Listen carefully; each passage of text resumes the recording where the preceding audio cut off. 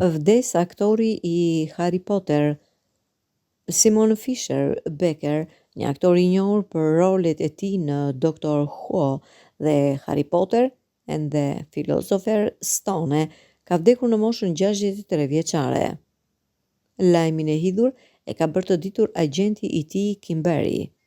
Simon luajti Dorium Maldovar në sezonin e 5 dhe të 6 të serialit popullor të BBC-s Dr. Who, dhe shikuesit e kujtojnë gjithashtu si fantazmën e Fratit të shëndosh në filmin e parë të serisë Harry Potter nga viti 2001.